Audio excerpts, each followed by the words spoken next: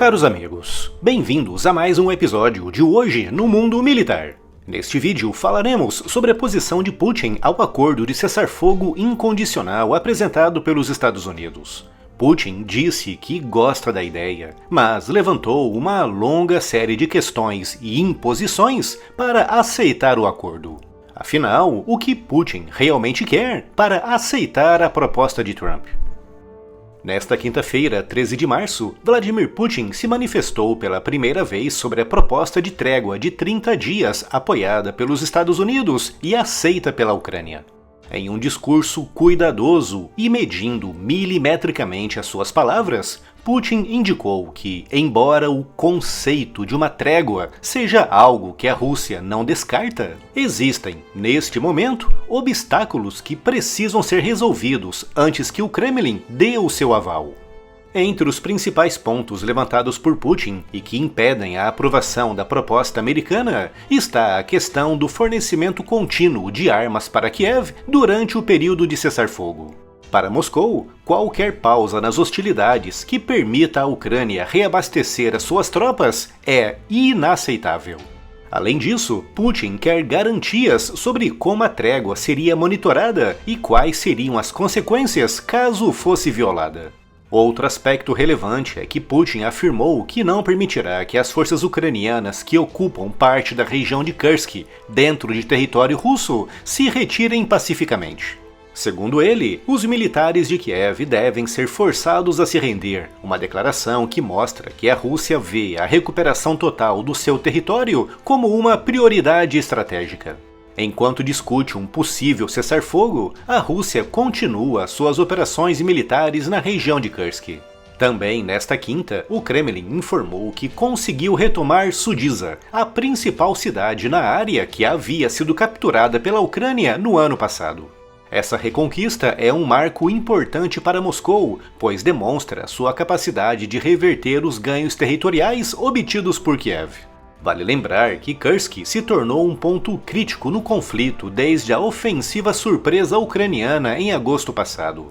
A incursão de Kiev em território russo pegou Moscou desprevenida, criando uma situação politicamente muito delicada para Putin, pois marcou a primeira vez em 80 anos que a Rússia é invadida e também a primeira vez na história em que uma potência nuclear teve uma parte do seu território ocupado. Por isso, agora, com as tropas russas finalmente avançando e retomando áreas em Kursk, o Kremlin vê menos razões para interromper os combates no âmbito de um cessar-fogo. Putin reforçou esse ponto ao visitar pessoalmente um posto de comando na linha de frente em Kursk nesta quarta, 12 de março. Vestido com um uniforme militar, algo raro nele, Putin se reuniu com comandantes e destacou o objetivo, que é garantir a expulsão definitiva dos ucranianos do território russo. Uma visita carregada de um forte simbolismo, demonstrando que a Rússia continua determinada a conquistar uma vitória decisiva em Kursk. Outro fator que influencia a posição russa é a relação com os Estados Unidos.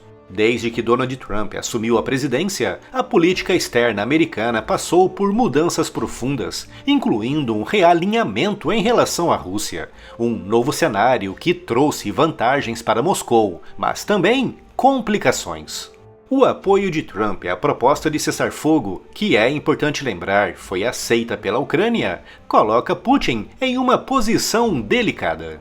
Por um lado, manter boas relações com Washington é benéfico a longo prazo, e aceitar a proposta de Trump de cessar fogo colocaria Putin ainda mais nas graças da Casa Branca. No entanto, por outro lado, aceitar um cessar-fogo agora esfriaria a ofensiva russa em Kursk e daria fôlego à Ucrânia, que essa semana voltou a receber ajuda militar dos Estados Unidos.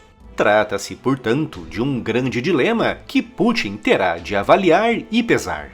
Na sua declaração, Putin deixou claro que quer discutir diretamente com Trump os termos da trégua, e em resposta, o presidente americano declarou que gostaria de se encontrar com o líder russo e que as negociações são muito sérias. No entanto, Trump também mencionou a possibilidade de sanções adicionais contra Moscou caso a Rússia se recuse a cooperar, indicando que os Estados Unidos ainda possuem cartas na manga para pressionar o Kremlin. Mas quais são exatamente as imposições de Putin para aceitar um cessar-fogo? Além da questão territorial, com Putin buscando o reconhecimento das regiões ucranianas invadidas, Moscou tem exigências mais amplas para um eventual acordo de paz. Desde o início da guerra, Putin tem defendido que um tratado definitivo deve incluir garantias de que a Ucrânia não ingressará na OTAN e que o seu status militar será neutro. Essa posição remonta a um esboço de acordo negociado em 2022, logo após a invasão russa, que previa um compromisso de neutralidade por parte de Kiev. No entanto, com o passar dos anos e o aumento do envolvimento ocidental no conflito, a Ucrânia tem se distanciado dessa possibilidade. Os Estados Unidos já sinalizaram que aceitam a exclusão da Ucrânia de qualquer entrada futura na OTAN, mas a desmilitarização completa, outro ponto exigido por Putin, está fora de questão. Outro ponto crucial para Moscou é a manutenção do controle sobre os territórios já ocupados, que representam cerca de 20% do território ucraniano. A Rússia vê essa região como essencial para sua segurança estratégica e não tem intenção de devolvê-la sem garantias sólidas de que a sua influência será preservada. A posição russa sobre o cessar-fogo reflete a dinâmica de um conflito em que nenhum dos lados parece disposto a fazer grandes concessões nesse momento. Putin sabe que tem, agora, vantagem no campo de batalha e não vê motivos para interromper a sua ofensiva. Por outro lado, a Ucrânia precisa urgentemente de um respiro para reorganizar as suas tropas e reforçar o seu arsenal, tornando a trégua uma opção muito atraente para Kiev. Enquanto isso, a diplomacia continua em movimento, com Trump tentando intermediar um acordo que seja palatável para ambas as partes. Mas, com tantas variáveis em jogo, e com Putin levantando tantas questões e impondo tantas exigências, um cessar-fogo real ainda parece distante. E se ainda não está inscrito no canal, inscreva-se já e acione o sino das notificações para não perder nenhuma novidade. И мы за. Но есть нюансы. В чем они заключаются? Первое. Что мы будем делать вот с этим участком в Калинине в Курской области? Если мы прекращаем боевые действия на 30 суток, что это означает? Что все, кто там находится, будут выходить без боя?